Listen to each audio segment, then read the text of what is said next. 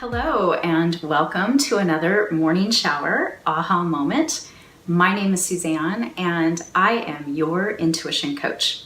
So the past few weeks, I have been creating a course all about how to trust your intuition.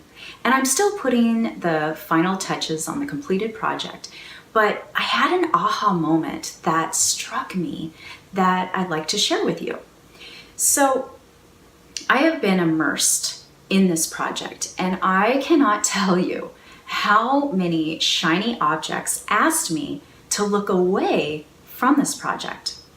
The shiny objects were a tricky distraction for me to avoid or sabotage, or a way to cope with my own fears and self-doubts, whether it was friends wanting to hang out, or the perfect weather asking me to go and play outside, or whatever other distraction to get me away from this project, right? Well, I struggled hard, and I kept asking myself if it was worth it to have to say no to the things I wanted to do besides getting this project done. And you know what? I really wanted to get this project completed. But the thoughts crept in my mind that also reminded me that it wasn't that big of a deal in the whole scheme of things. I wanted to give up and just go play so many times. But I made it a personal challenge to myself to commit and stay the course. And I have to admit, I was really, really hard on myself because I'm not the most disciplined. And I can always find an excuse to have a good time over discipline. So during this project, I promised myself I would only say yes to requests when it was really important. And I wanted to say yes, not out of, guilt or self-induced pressure, but because I really wanted to.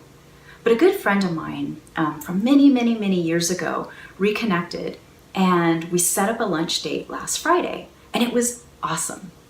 We didn't skip a beat from when we used to, get together all the time, and it felt so good to reconnect. Well, we got to talking about life and why some of us kind of get off track and lose sight of our passions and purpose. And one thing led to another, and next thing that popped out of my mouth was, why do we abandon ourselves?